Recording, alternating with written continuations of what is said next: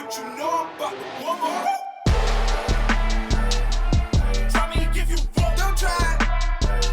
स्वागत है आपका काइम बाइक हिंदी में। मैं हूं बिलाल और हमारे साथ आज मौजूद है दो इलेक्ट्रिक क्रॉसओवर्स। एक है इंडिया की हाईएस्ट सेलिंग इलेक्ट्रिक कार जो है MG विंजर EV और इसे टक्कर देने आ गई है वियतनाम से सीधा विनफास्ट की VF6।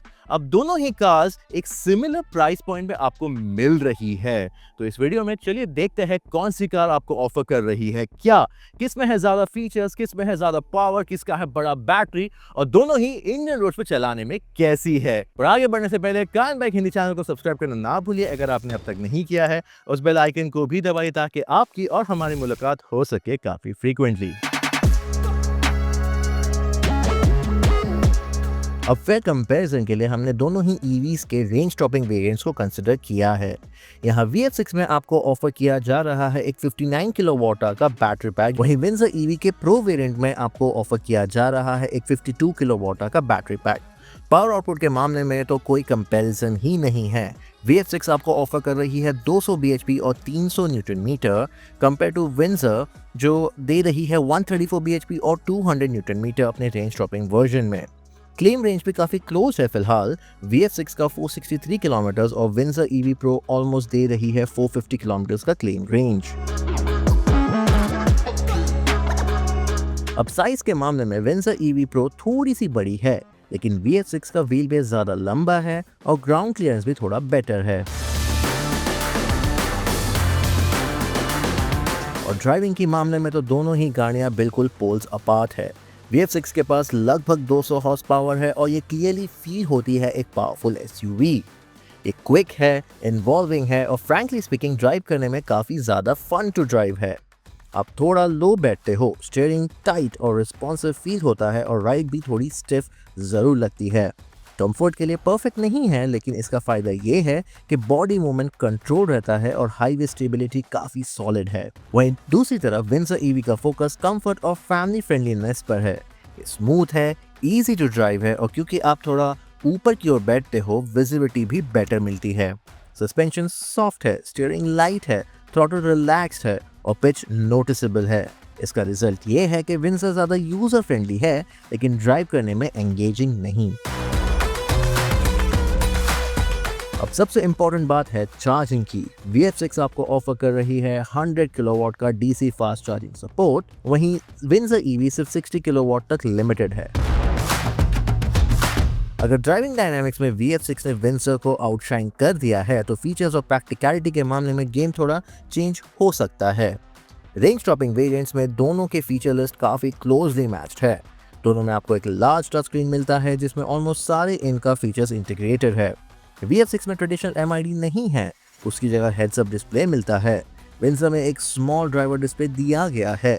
दोनों के पास फ्लोटिंग सेंटर कंसोल तो है, लेकिन विंजर में एक स्टेप आगे जाकर टाइप C पोर्ट और वायरलेस चार्जिंग पैड भी दिया गया है। वहीं VF6 में दोनों ही नहीं मिलता। पैनोरामिक ग्लास रूफ दोनों में ऑफर किया गया है, लेकिन विंजर में सनशेड दिया गया है, वो भी इलेक्ट्रॉनिकली ऑपरेटेड, जबकि VF6 में ऐसा कुछ भी नहीं है। स्पेस और प्रैक्टिकलिटी के मामले में भी विंजर का एक अपर हैंड है। यहाँ सीट ज़्यादा वेलकमिंग है, खासकर सेकेंड रो में जहाँ VF6 थोड़ा स्ट्रगल करती है। VF6 का रेयर सीट एक्सपीरियंस बच्चों के लिए ज़्यादा सूटेड है, वहीं विंजर EV का रेयर सीट एल्डरली पैसेंजर्स के लिए ज़्यादा कंफर्टेबल फील होगा। अब सेफ्टी के मामले में नई एंट्रेंट VF6 ने भारत NCAP क्रैश टेस्ट में फुल 5 स्टार रेटिंग की अचीवमेंट की है। इसमें मिलते हैं आपको 7 एयरबैग्स और लेवल 2 ADAS। वहीं दूसरी तरफ विंजर EV अभी तक क्रैश टेस्ट से गुजरी नहीं है। हाँ, फीचर्स के मामले में भी विंजर EV Pro में आपको मिलते हैं 6 एयरबैग्स और लेवल 2 ADAS। दोनों ही EVs IP67 रेटिंग के लिए एलिजिबल है, लेकिन VF6 का ADAS थोड़ा एडवांस है क्योंकि यहाँ आपको मिलता है ट्रैफिक प्रोजेक्शन इंफोटेनमेंट स्क्रीन पर, जो रियल वर्ल्ड ड्राइविंग में काफ़ी यूजफुल बन जाता है। इनफैक्ट VF6 अब तक की सबसे चीपेस्ट कार है जो ये प्रोजेक्शन फीचर ऑफर कर रही है, क्योंकि जो भी गाड़ियाँ ये प्रोजेक्शन ऑफर कर रही है उनका प्राइसिंग ऑलमोस्ट दुगना है। तो चलिए शुरू करते हैं विनफास्ट VF6 से। अब VF6 आपको बास ऑप्शन इंडिया में नहीं दे रही है, जहां आप बैटरी को सेपरेटली खरीद के उसका पर किलोमीटर रेंट पे कर सकते हो। इसका एक शोरूम प्राइस शुरू होता है 16.49 लाख रुपीस अर्थ वेरिएंट के लिए, विंड वेरिएंट जाता है 17.79 लाख रुपीस एक शोरूम, और जो range topping wind infinity variant हमारे साथ आज मौजूद है उसको कंसिडर करें तो उसका प्राइस है अराउंड 18.29 लाख रुपीस एक शोरूम। अब ये तो है ऑन रोड प्राइसिंग, डिपेंडिंग कौन से सिटी में आप ले रहे हो, वहाँ की स्टेट टैक्सेस, इंश्योरेंस और RTO। तो टिपिकली इसका प्राइसिंग ऑन रोड हो जाता है 17.3 lakh rupees and 19.3 lakh for the earth variant, और जो रेंज शॉपिंग वर्जन है वो around 20 lakh plus most metro city में जाता है। सो देखा जाए तो VF6 का प्राइसिंग 17 से 20 लाख रुपए ऑन रोड ब्रैकेट में बैठ रहा है, जो मोस्टली इंडियंस कंसिडर करेंगे इसको खरीदने के लिए। ये प्राइसेस बिना कोई बैटरी एज अ सर्विस या बास सब्सक्रिप्शन के साथ दिया गया है, तो आप अपनी गाड़ी को खुद ओन करते हो। वहीं वेंजा EV जो इंडिया की बेस्ट सेलिंग EV है करंटली, वहां पे आपको ये फ्लेक्सिबिलिटी दी गई है।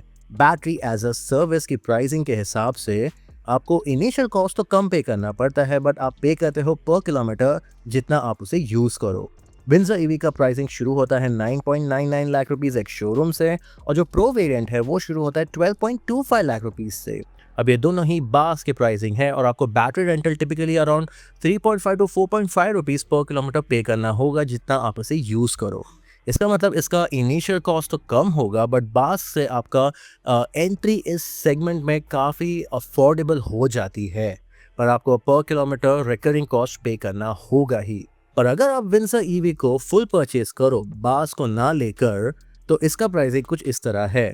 एक्साइड बेस वेरिएंट का 14 लाख, एक्सक्लूसिव और एसेंस जो मिड स्पेक वेरिएंट है इसका 15 टू 16.5 लाख, और जो exclusive pro and essence pro है इसका टिपिकली प्राइसिंग जाता है 17.3 टू 18.5 लाख रुपीस एक showroom. On road numbers Mumbai जैसे शहर में तकरीबन 15 टू 20 लाख रुपीस में रेंज हो रहे हैं। ओवरऑल देखा जाए तो विनफास्ट VF6 में आपको बास नहीं मिलता, आप ओवरऑल पे करते हो बैटरी और कार का रफली 16.5 टू 18.3 लाख एक शोरूम, जो जाता है तकरीबन 17 से 20 लाख रुपए ऑन रोड, जो वेरिएंट आप चूज करो।